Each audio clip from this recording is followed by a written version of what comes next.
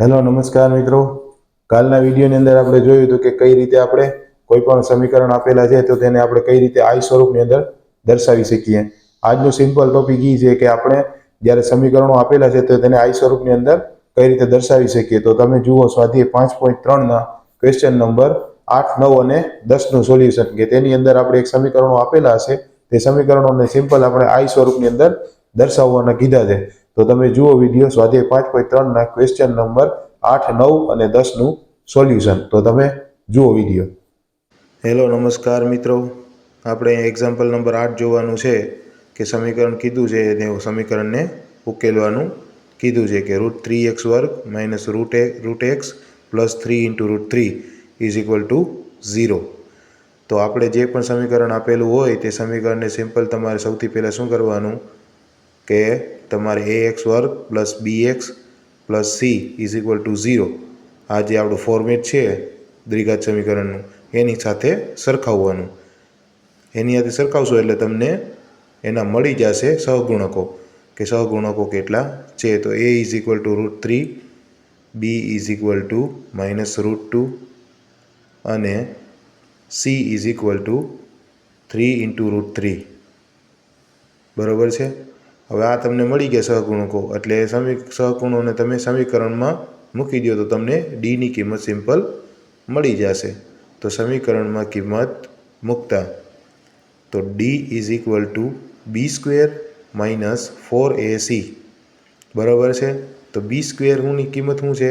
-√2² અને -4 × √3 × 3 × √3। હવે તમે એનો કરશો ટોટલ તો 2 - 36, તો આવશે 34 - બરાબર છે। હવે તમને ડીની કિંમત સિમ્પલ મળી ગઈ છે, તો -b ± √d/2a, એની અંદર તમે એ કિંમત મૂકશો તો તમને સમીકરણ ઉકેલી શકશો કે તેનું કિંમત શું આવે। તો -(-) √2 ± √34/2 × √3 આવું આવશે। તો માઇનસ માઇનસ પ્લસ એટલે √2 ± 34 પ્લસ થઈ જાય, આઈ લાગી જશે, બરાબર છે। 2 × √3, આ તો સમીકરણનો ઉકેલ આવશે। હવે અહીંયા તમે જોવા જાઓ તો એક્ઝામ્પલ નંબર 9 આપેલો છે, એમાં એક સિમ્પલ સમીકરણ આપ્યું છે, એને પણ આપણે સોલ્વ કરવાનું છે। તો x² + x + 1/√2 = 0।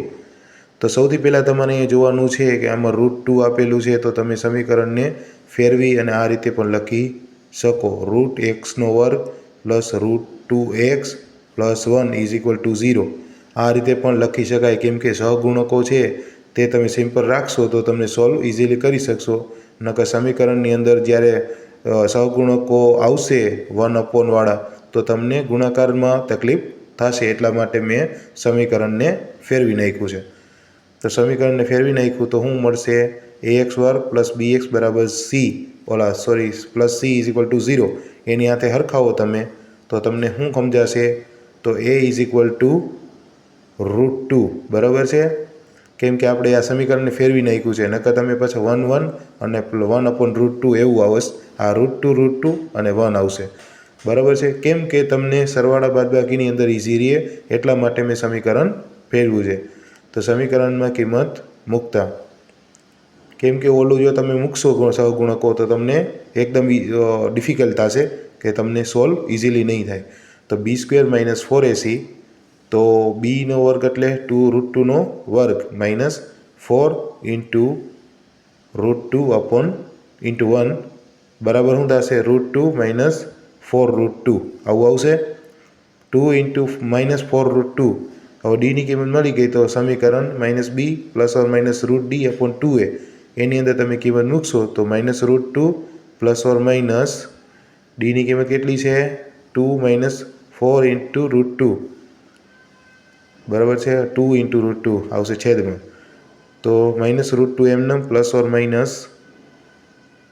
× 4√2, બરાબર છે। તો તેને આ રીતે લખી શકાય, 1 - 2 × √2, બરાબર છે, 2 × √2।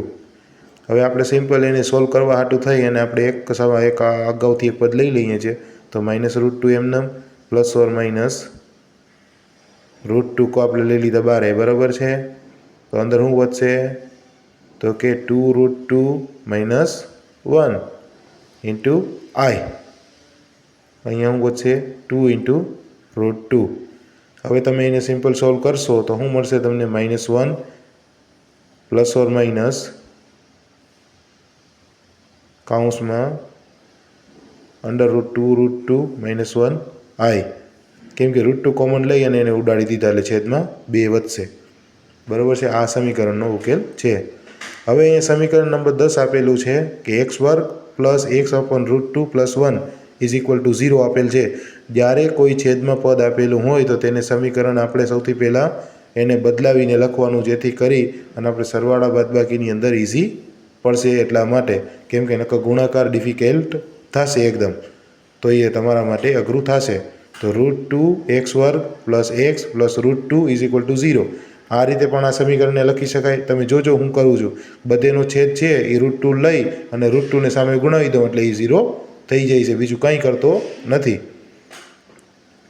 હવે આપણે જે નવી મળ્યું છે સૂત્ર, આપણે પદાવલી સમીકરણ, તેને આપણે સૌથી પહેલાં ax² plus bx plus c = 0 એની સાથે સરખાવવાનું છે. એની હારે સરખાવો તમે એટલે શું થશે? તમને મળશે તમને a, b અને c ની કિંમત. તો a = √2, b = 1 અને c √2. બરાબર છે? આ કિંમતો આપણને મળી ગઈ. હવે એ કિંમતો આપણને મળી જાય તો બીજું કાંઈ કરવાનું નથી, સમીકરણની અંદર એ કિંમતો સિમ્પલ મૂકી દેવાની છે. તો સમીકરણમાં કિંમત મૂકતા, તો સમીકરણની અંદર કિંમત મૂકો તો d = b² - 4ac. તો d² ની કિંમત કેટલી છે? તો 1² - 4 ઇન્ટુ √2 ઇન્ટુ √2, તો 1 - 8 એટલે થશે -7. હવે આપણે ડીની કિંમત મળી ગઈ છે તો આપણે સિમ્પલ આ રીતે સોલ્વ કરી શકીએ. b plus or minus √d/2a. તો શું થશે? -b એટલે -1 પ્લસ ઓર માઇનસ √d એટલે -7 અને 2 ઇન્ટુ a એટલે a ની કિંમત √2. બરાબર છે? તો આ રીતે થશે -1 પ્લસ ઓર માઇનસ 7 I લાગી જશે અને 2 ઇન્ટુ √2 છેદમાં. તો આ એનો સિમ્પલ ઉકેલ મળશે.